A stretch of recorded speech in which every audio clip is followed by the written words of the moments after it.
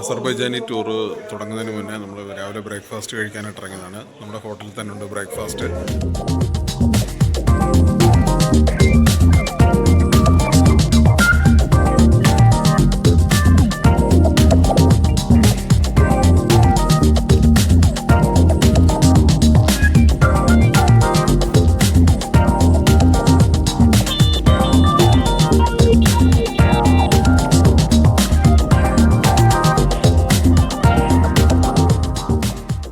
അപ്പോൾ നമ്മൾ രാവിലെ അസർബൈജാനിലെ സിറ്റി ടൂറാണ്. അങ്ങനെ നമ്മൾ ബാക്കുല ആദ്യത്തെ ദിവസത്തെ കാഴ്ചകൾ കാണാനായിട്ട് നമ്മൾ യാത്ര തിരിക്കുകയാണ്. സിറ്റി ടൂറാണ് ആദ്യത്തെ ദിവസം നമ്മൾ പോകുന്നത്. സിറ്റി ടൂറിനാണ് പോകുന്നത്.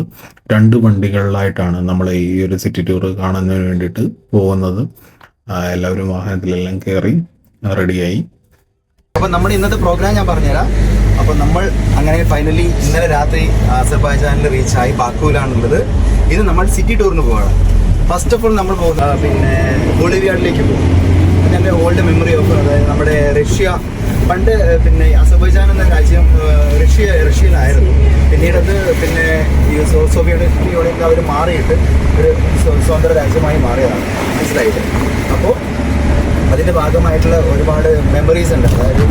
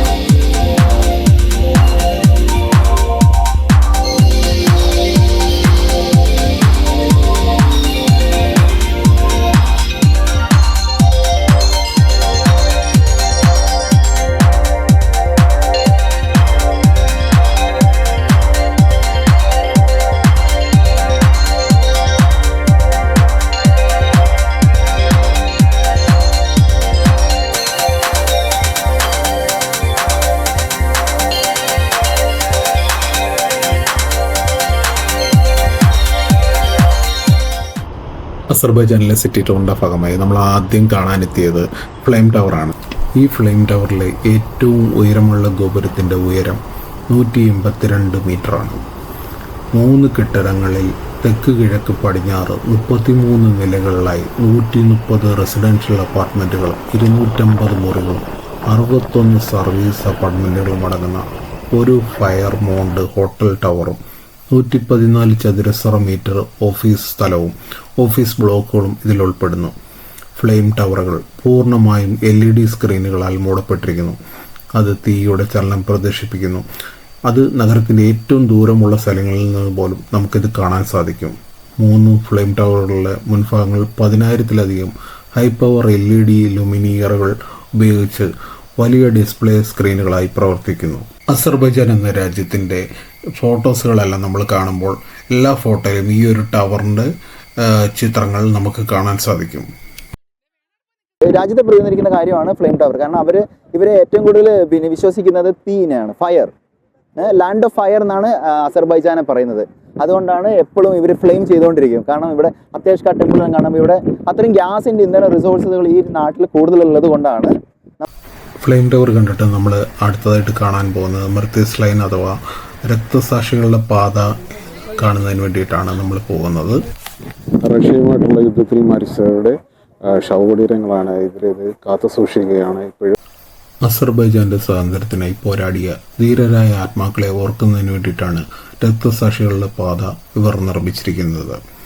1990-ൽ സോവിയറ്റ് സൈന്യം ബാക്കു ആക്രമിച്ചപ്പോൾ മരിച്ചവരെയാണ് പുതുതായി സ്ഥാപിച്ച സ്മാരകത്തിൽ അടക്കം ചെയ്തിരിക്കുന്നത്. 15,000-ഓളം പേർ ഈ സെമിത്തേരിയിൽ അടക്കം ചെയ്തിട്ടുണ്ടെന്നാണ് കണക്ക്. നഗരത്തിന്റെ തെക്ക് ഭാഗത്ത് കാസ്പിയൻ കടലിന് അഭിമുഖമായി ഒരു കുന്നിൻ മുകളിലാണ് ഇത് സ്ഥിതി ചെയ്യുന്നത്. അസർബൈജാന്റെ സ്വാതന്ത്ര്യത്തിനു വേണ്ടി ജീവൻ ബലിയർപ്പിച്ചവരുടെ ആരാധനാലയമായിട്ടാണ് ഇത് കണക്കാക്കപ്പെടുന്നത്. കൂടാതെ ഓരോ വർഷവും ആയിരക്കണക്കിന് സന്ദർശകരാണ് ഇവിടെ എത്താറുള്ളത്.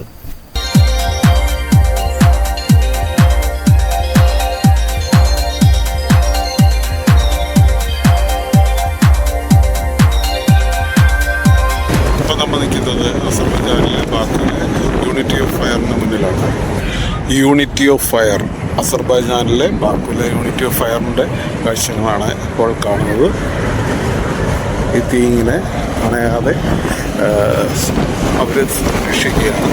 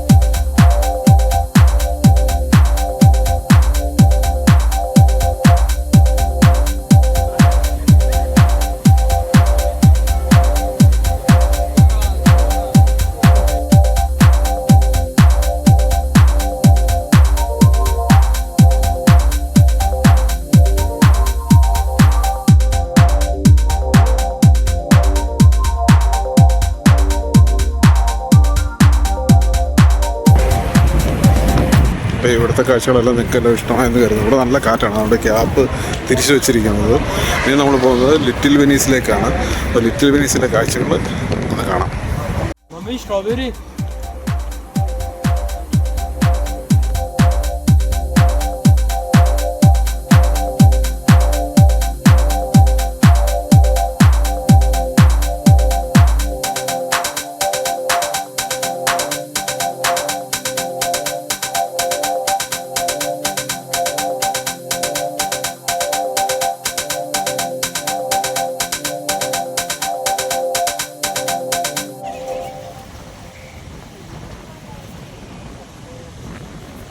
നമ്മളിപ്പോൾ ഈ കാണുന്ന ലിറ്റിൽ വെനീസിൻ്റെ കാഴ്ചകളാണ്. ചെറിയൊരു ബോട്ടിങ്ങിനുള്ള സെറ്റപ്പൊക്കെയാണ് ഇതിനകത്തൂടെ ബോട്ടിങ്ങൊക്കെ ഉണ്ട്. പക്ഷേ ഇപ്പോൾ ഇത് കാലാവസ്ഥ അനുകൂലമില്ലാത്തതുകൊണ്ട് ബോട്ടിംഗ് ഇല്ലെന്ന് തോന്നുന്നു. അസർബൈജാന്റെ തലസ്ഥാന നഗരിയിലേക്ക് ഇറ്റാലിയൻ ചാരിതയുടെ ഒരു ഭാഗം കൊണ്ടുവരുന്നു. 1960കളിൽ നിർമ്മിച്ച ഈ വാട്ടർ ഫ്രണ്ട് റെസ്റ്റോറൻറ്റുകളുടെയും കഫേകളുടെയും കടന്നു പോകുന്ന ചെറിയ കനാലുകൾ അവതരിപ്പിക്കുന്നു. ഇത് സന്ദർശകർക്ക് ഇറ്റലിയിലെ വെനീസിലേക്ക് എത്തിയതായി തോന്നും. ഇറ്റലിയിൽ നിന്നും വ്യത്യസ്തമായി ബാക്കുവിലെ ലിറ്റിൽ വെനീസിൽ കൂടുതൽ ഒതുക്കമുള്ളതും അടുപ്പമുള്ളതുമാണ്. നടപ്പാതകളിൽ ഈന്തപ്പനകൾ നിരനിരയായ വർണ്ണാഭമായ കെട്ടിടങ്ങൾ ശാന്തമായ വെള്ളത്തിൽ പ്രതിഫലിക്കുന്നു. ബാക്കുവിൽ സന്ദർശിക്കാൻ പറ്റിയ സ്ഥലങ്ങളിൽ ഒന്നാണിത്. കാസ്പിയൻ കടലിനടുത്തുള്ള ഒരു ചെറിയ നഗരമാണ് ലിറ്റിൽ വെനീസ്. 1960കളിൽ സൃഷ്ടിക്കപ്പെട്ട ഈ കനാൽ സംവിധാനം യൂറോപ്പിൻ്റെ ഒരു ഭാഗം അസർബൈജാന്റെ തലസ്ഥാനത്തേക്ക് കൊണ്ടുവരാൻ രൂപകൽപ്പന ചെയ്തിട്ടുള്ളതാണ്.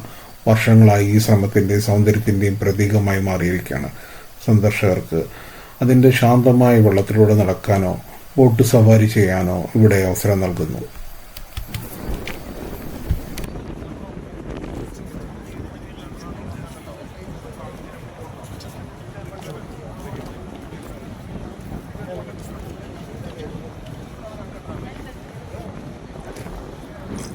ലിറ്റിൽ വെനീസിൻ്റെ കാഴ്ചകൾ കണ്ടിട്ട് നമ്മൾ അടുത്തതായിട്ട് കാണാൻ പോയത് ഡെനീസ് മാള് കാണാനാണ് പോയത്. ബാക്കു ബൊളീവിയാഡിലെ മനോഹരമായ ഒരു മാളാണ് ഡെനീസ് മാള്. താമരയുടെ ആകൃതിയിലാണ് ഇത് രൂപകൽപ്പന ചെയ്തിരിക്കുന്നത്. ബാക്കുവിലെ ഏറ്റവും ആകർഷകമായ കെട്ടിടങ്ങളിലൊന്നാണ് ഈ ഡെനീസ് മാള്. കാസ്പിയൻ കടലിനോട് ചേർന്നാണ് ഇത് സ്ഥിതി ചെയ്യുന്നത്. സന്ദർശകർക്ക് ഭൂപ്രകൃതിയുടെയും കടലിൻ്റെയും അതിശയകരമായ കാഴ്ചകൾ കാണാൻ നമുക്ക് ഇവിടെ സന്ദർശിച്ച് കാണാൻ സാധിക്കും. 70ലധികം ബ്രാൻഡഡ് ഷോപ്പുകളും റെസ്റ്റോറൻറ്റുകളും ഈ ഡെനീസ് മാളിനുള്ളിൽ ഉണ്ട്.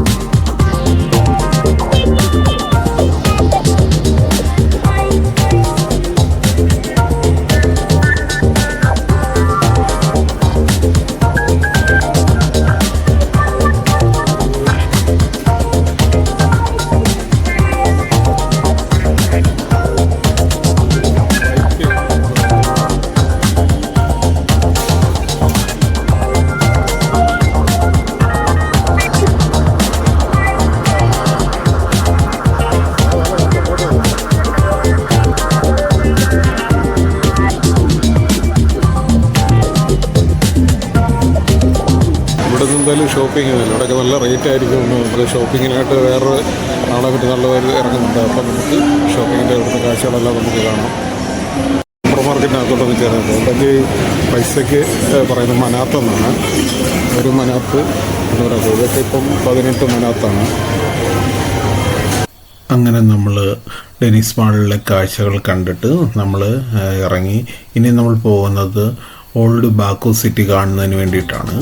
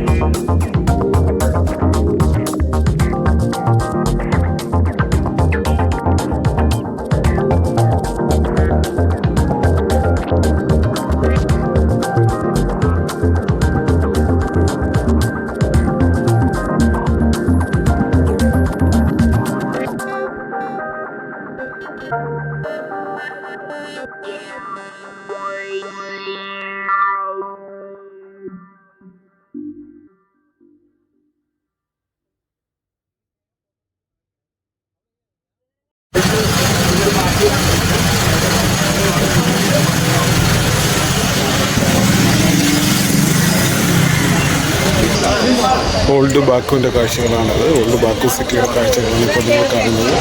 ഏകദേശം 4 വർഷത്തോളമായി ഇവിടെ ടൂറിസം തന്നെ ആരംഭിച്ചിട്ട്.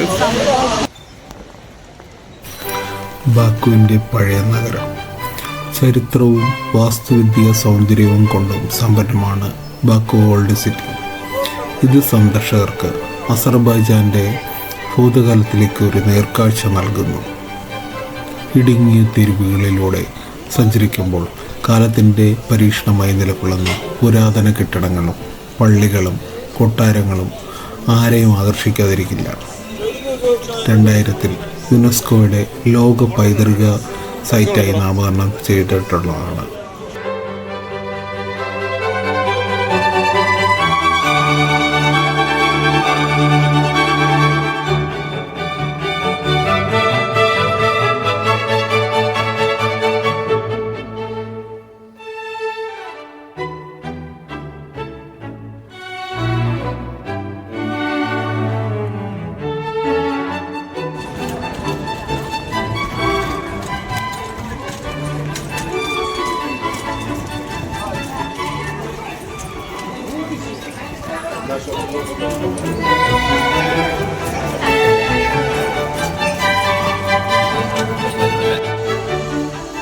ഈ ഒരു ഓൾഡ് ബാക്കു സിറ്റിയിലേക്ക് നമ്മൾ കയറി കഴിയുമ്പോൾ കാണുന്ന വളരെ മനോഹരമായ കാഴ്ചകളാണിത്.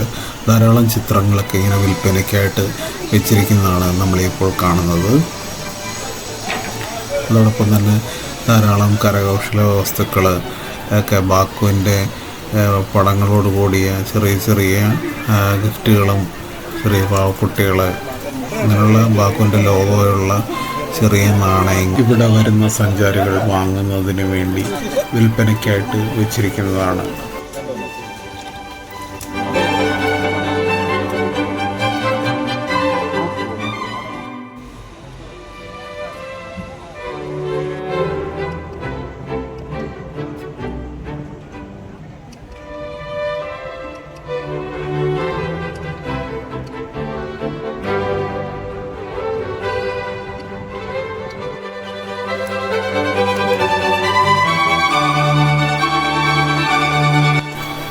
ഓൾഡ് സിറ്റിക്കകത്തുള്ള മറ്റൊരു പ്രധാന കാഴ്ചയാണ് ഈ കാണുന്നത്.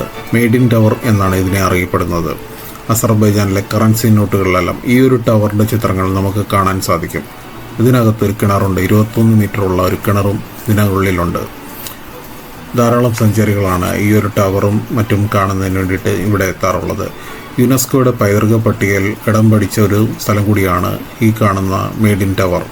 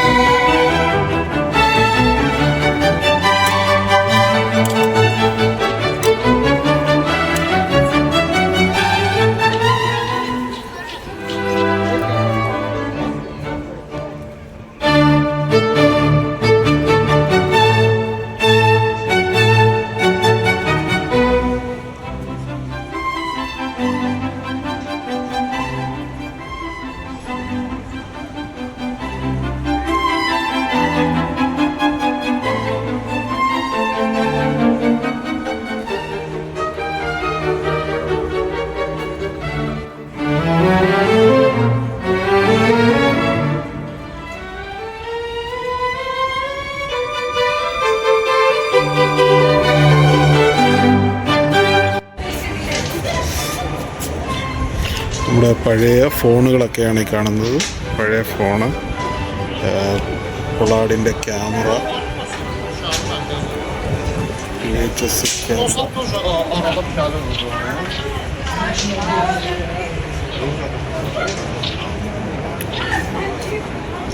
ഈ പഴയ കാഴ്ചകൾ കണ്ടുകൊണ്ട് പോകുന്ന വഴിക്കാണ് നമ്മളിങ്ങനെ ഒരു കാഴ്ച കണ്ടത്.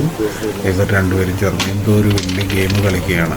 എന്താണെന്ന് ഒരു കുറച്ച് നേരം നമ്മളിങ്ങനെ നോക്കിയെന്നോ ഒന്നും മനസ്സിലാകത്തുകൊണ്ട് തന്നെ നമ്മൾ പിന്നെ തിരിച്ച് വീണ്ടും പഴയ കാഴ്ചകളിലേക്ക് നമ്മൾ പോയി.